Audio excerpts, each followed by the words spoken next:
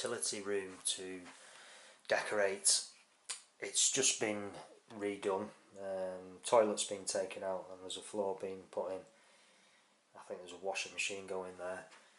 So there's a few issues with it. You can see holes in the walls. And then you've got a hole in the ceiling there. That's a textured ceiling. Bits around the window.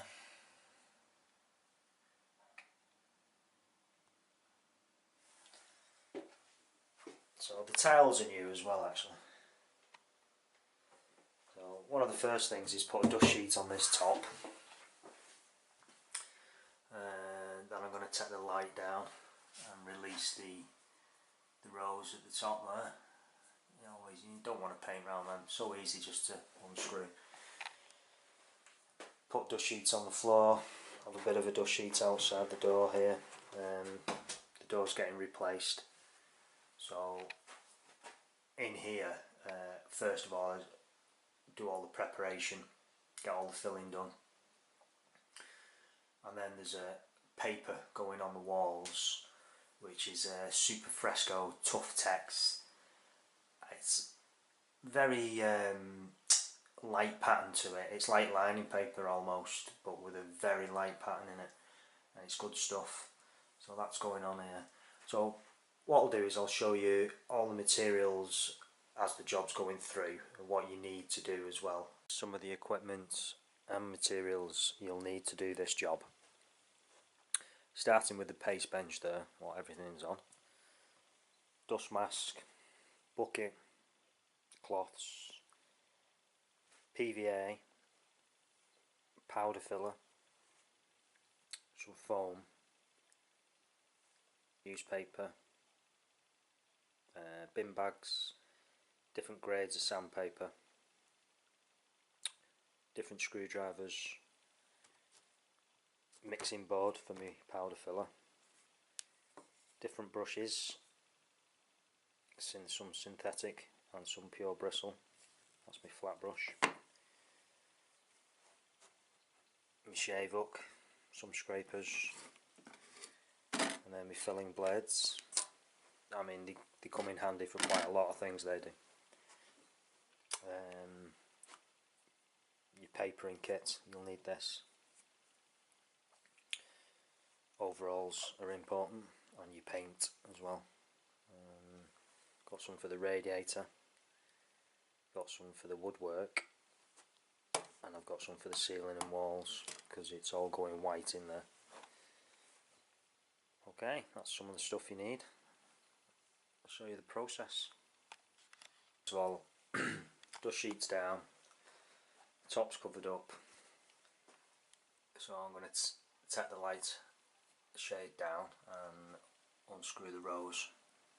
Sometimes you may find they've been painted round and stuck with paint, but it's always worth trying to get them off. This is not too bad, but it has got paint around the edge of it. You can see it all there.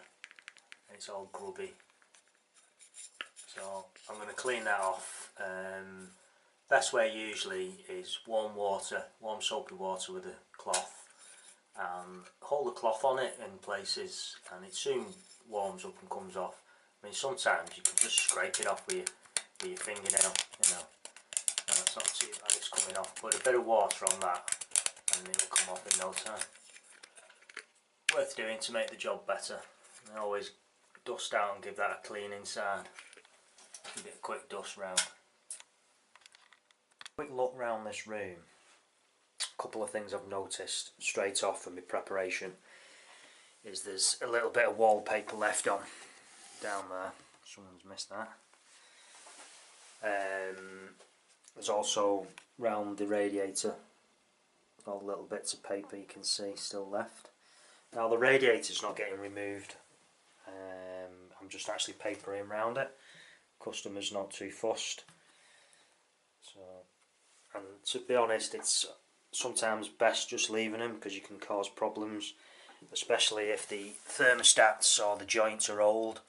As soon as you touch them, you can start leaks, and then they have to get a plumber I mean, the most I do sometimes is just take the thermostat off, which makes life a bit easier. Sometimes you can't remove these, they're a bit difficult. I think there might be a screw on the top of that one, so I'll have a look at that, but if not, I'll just leave it on. And then moving on to the actual wall itself, the wallpaper's been stripped off and it's left, well, there would have been paint on previously, then it's been wallpapered. When the wallpaper's taken off, it's took a load of the paint off as well and left bits on in places, possibly because it wasn't adhered proper to the plaster in the first place, the paint. But anyway, I'm left with the problem of all these edges on everything, because I'm putting a thin paper on, as soon as it dries all these will show up through it, so you have to try and do something with it. You could put lining paper over the top of it and then paper over the lining paper, that'll probably get rid of them, but again, it's more expense with the paper, lining paper, and the work sometimes can be, you know, it's more expense than just trying to sand it or, you know, fill the edges and sand it. But first of all, what I'm going to try and do is remove it. I know that sounds a bit mad, but get a bit of water on it and see with my scrapers how easy it does come off.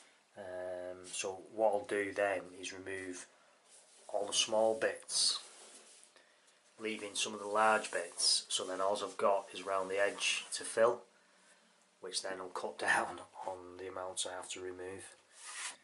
Using my scraper, I'm just going to try and get under the edge of it, down at the bottom. I mean, you don't want to try and damage the actual plaster, you know, that's the last thing you want to do. So try and get a little bit of the edge up, and just peel it slowly. And it'll just come away. I mean, not every paper does that. Every paper's got a life of its own. But you see, that's not too bad. As easy as that.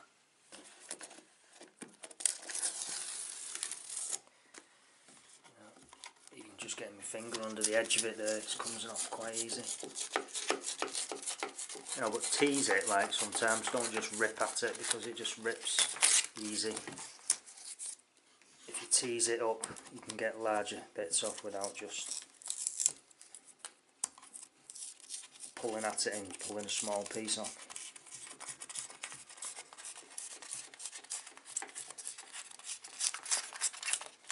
I mean, as easy as that. Now, I've already got my water in the cloth. I don't have to use a brush there because it's not that much, but I can just wet that in using the cloth. You can see it's soaking straight in there.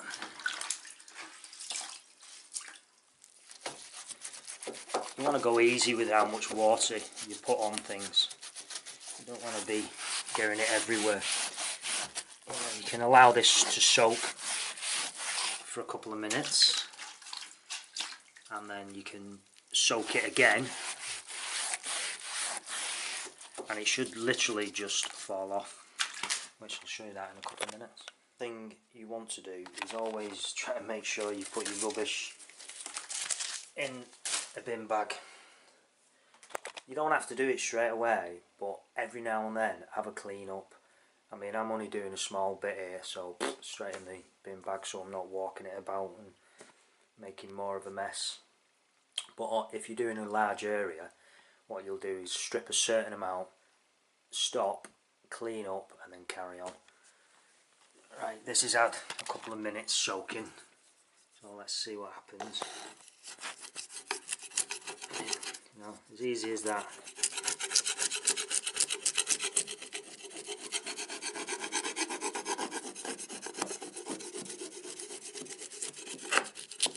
Nothing hard about that.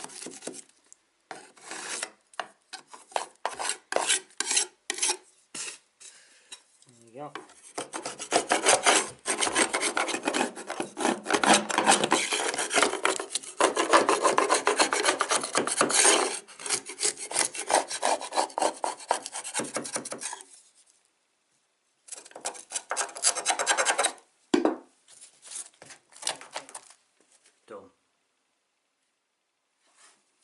That's a bit of the paint that's come off again there.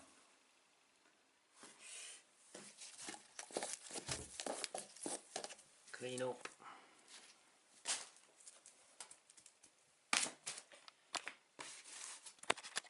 Now what you want to do is wipe that over with a cloth and get rid of the old paste off there before you do anything else.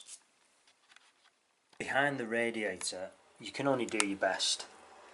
You can only ever reach so far, but the customer has stripped this, so I'm actually just finishing off where he's not actually finished off properly. So what I'm going to do is, using a paintbrush, a small brush, is I'm going to wet in round there.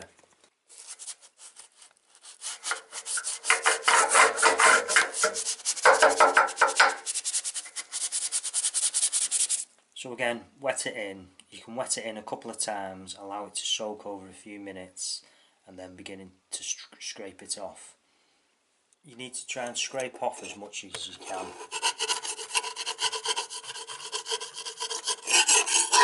It's not easy, but you know, you just need to take your time. As long as it's wet enough, it should just come off.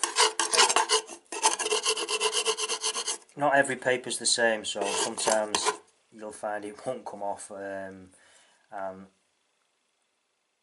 what you need to do then is just try and sand down the edge dry. So what I'll do with this is strip as much off as I can, and whatever I can't get at and whatever stays on, I'll leave to dry, and then I'll sand the edge down. And then usually PVA will go on the walls, which will just help everything stick. Right, okay, turning to this paint that's left on. Nightmare stuff. What I've done on this side, I've wet it in. You can see the difference there. Put some water on just to see how it reacts, and as you can see there, it's bubbling up. Now it's going to do that when you put the paper on. Sometimes they shrink back and it's not too bad. Other times you're left with a bubble, which then you have to cut into, peel back and try and stick it back with some paste or some overlap adhesive. So again, like I said, what I'm going to try and do is scrape it off. So let's have a go. What I've done to help cleaning up is I've put some newspaper on the floor. So let's have a quick go and see how easy it comes off. Oh, look at that. It's not too bad. So I mean, I may end up leaving some large lumps on the wall, but looking at that, it's coming off quite easy. I'm actually just wetting it for 10 minutes, so if I keep wetting that and keep going at it with a decent blade, I mean, that is as sharp as a razor blade, that. You've got to be so careful because they're dangerous.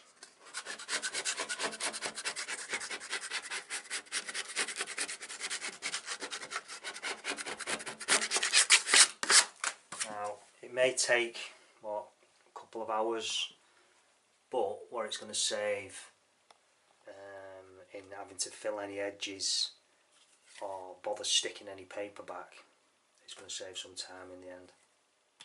Well, that's not took as long as I imagined. It's come off quite well, and the beauty of putting the newspaper down is as soon as you've done your stripping,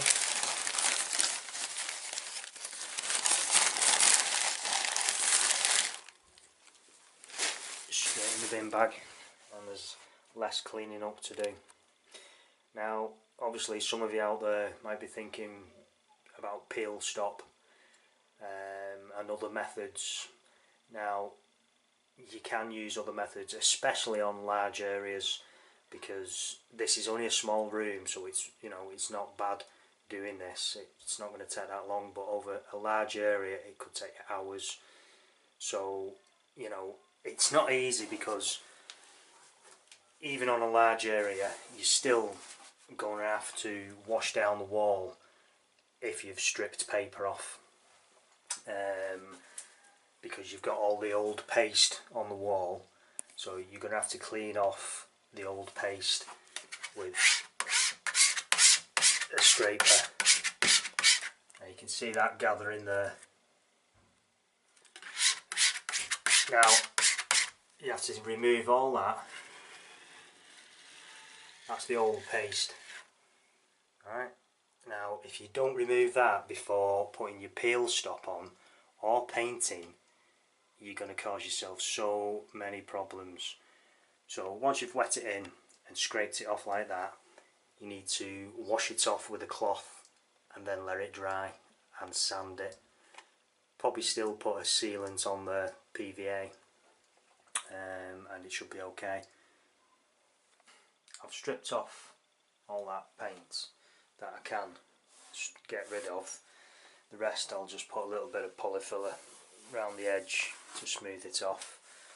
So now at this stage, before I do any foaming and before I do any filling around the top edge of the ceiling and things like that, I'm going to put a very thin coat of PVA on the plaster around the holes before I put some foam in. What that does, it just helps get rid of that dryness of the plaster, and when I put any filler on top, especially around the edge of the ceiling, it just helps the filler bond better.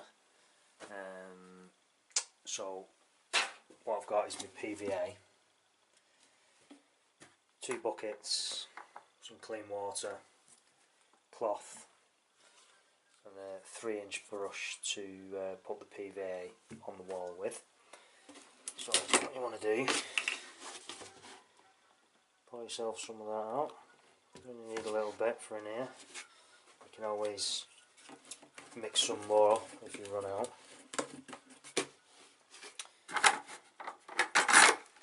And then add some water to that.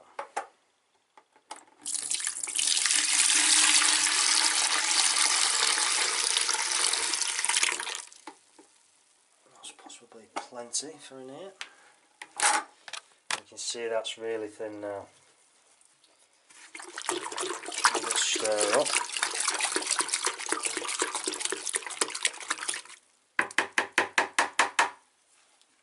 And brush that onto the wall.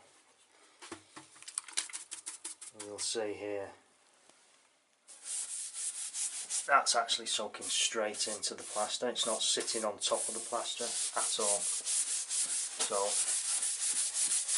that's what you've got to do. And then any runs or anything you get the PVA on, wipe it off when you've finished. I'll show you that when I've done it. Right, that's the PVA on the walls now. Now I'm ready to do the foam on the holes. So having a look around the room, there's a couple of issues here. There's a hole here that's been covered over with some plasterboard, so I'm going to actually take that off and put some foam in instead, because I think it'll just be better. And there's a nail that wants removing there, so using my pincers, try and get this nail out.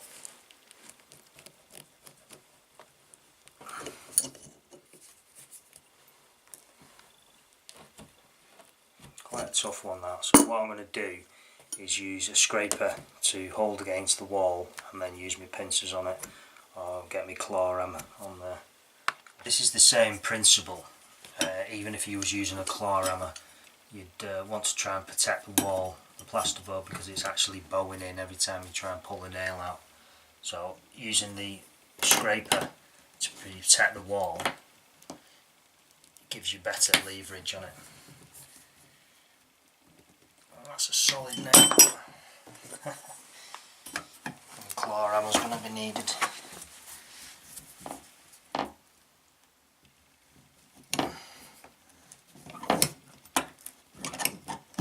Oh, we've got it. That was a toughie. And then you can just remove this panel.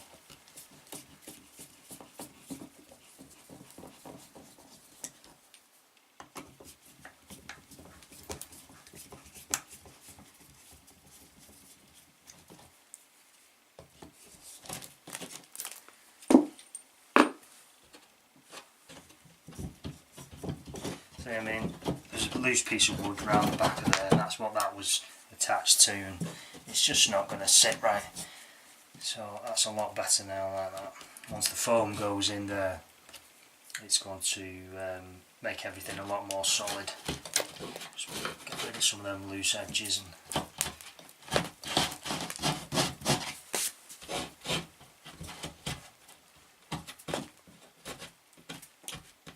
that's better.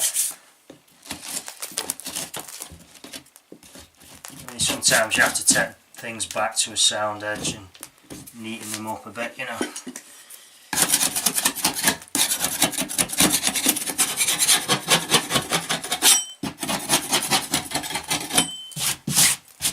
Generally that's not too bad now.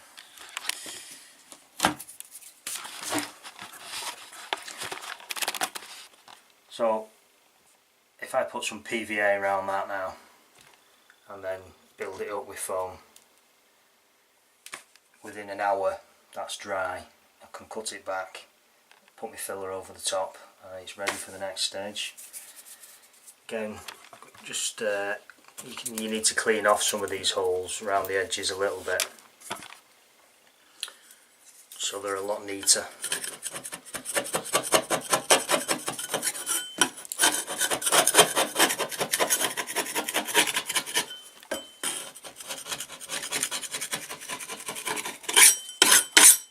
It's not too bad. And then again, PVA, some foam. Sometimes what you find with these plasterboard nails is that the plasterboard becomes loose. I don't know if you can see that, but there's a lot of movements between the nail and the plasterboard. Sometimes it's because it just weakens in the wood and they're just not that good. So what I do is I use a screw. Obviously the joist is probably running upwards, so I'll just above the nail I'll put a screw in instead. So I'll show you that now. If you're ever putting plasterboard up, you're better off using screws rather than nails, because it leaves a lot better job.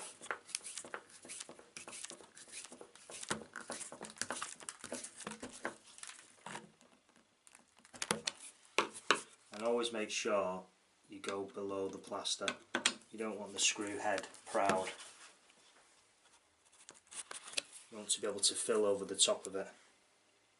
That's perfect now, nice and secure. Yeah, PVA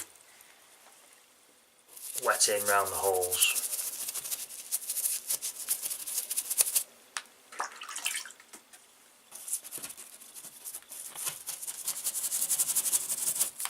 And you can put it on a bit of everything because the water helps the foam adhere to things. You know, I've got a few different holes here. There's one behind the pipes there, and I've put some newspaper over the plastic to cover it to stop getting the foam spreading out too far and sticking to everything. You know, there's another hole there.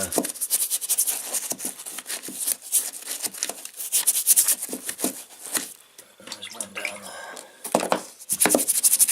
Right, I'll show you the rest in a minute when I foam them. Can you foam? It's all shook up this now.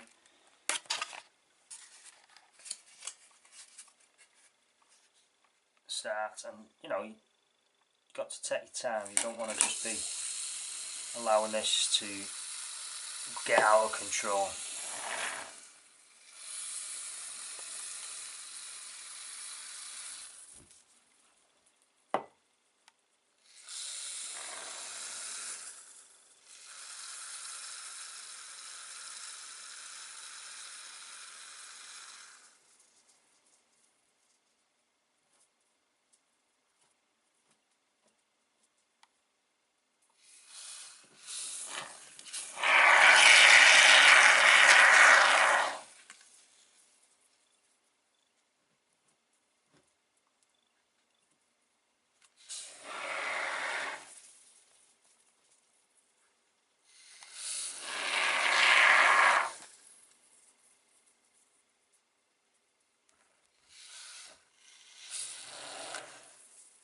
So I'm just going to leave that one now, and then if I have to put any more in it, I'll see how it goes.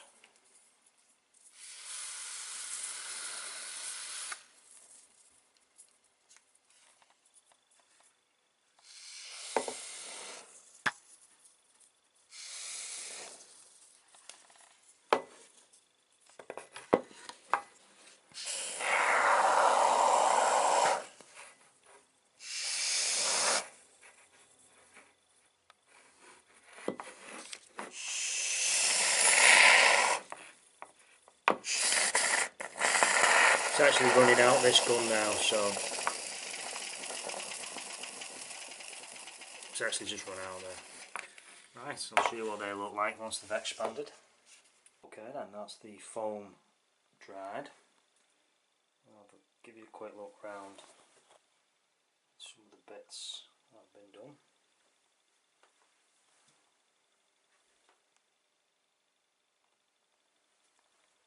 And again, round the window.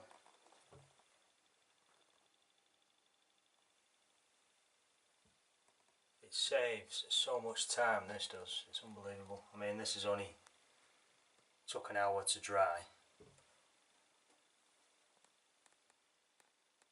So, you know, it's going to take 10 minutes to cut it all back, and I can put my first layer of filler over the top. And I mean, that would be dry again probably in another hour, and you could put some more filler over the top and carry on. But I'm just going to get the first fill done today. With it being a Sunday, I'm working on a Sunday. Right, so I'll just show you how to cut some of these back.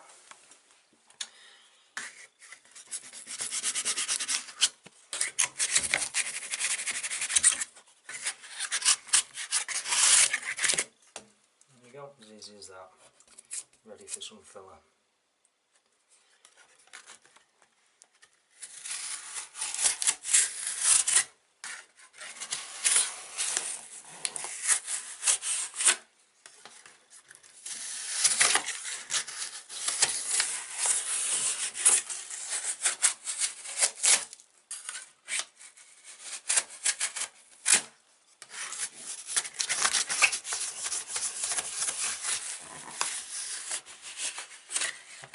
It's not easy using one hand on the camera.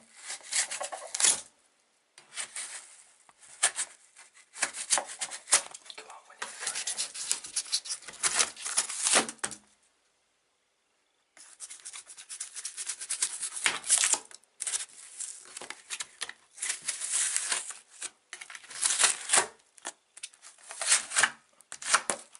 Yeah, that's not too bad. You can just push some of it back in places, you know. Just get it so it's beyond the plaster a little bit. And that's ready to put your filler over. I'll show you foam's cut back now, so I'm ready to do some filling. Mix some powder filler up, blade, and just go around and fill your first do your first filling. Again, you're never going to get these filled in one, because as it dries it does suck back a bit. So that'll be enough for the first fill, and then just go around filling any other holes. And what you don't want to do is leave any big lumps on the wall. Get rid of everything. Now if this was a larger room, I'd probably do a certain amount of filling and then put lining paper over the top, because they're quite rough, these walls really. But with it just being a small utility room, I'm going to try and find as many of the lumps and bumps on the wall and do the filling on them. I'll just show you how I do around the edge of the ceiling at the top there. With Artex, sometimes you can see that one in the corner. There's usually a flat part just to the where they brush with a 1-inch brush round to give it a nice finish. So what you want to do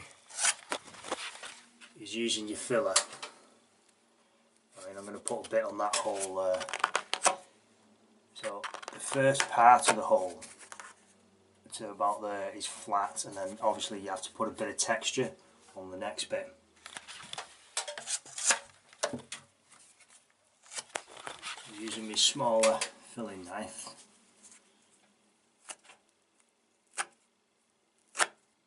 So that's about enough filler on there. And then what you want to do is where it's close into the wall, that's got to be smooth.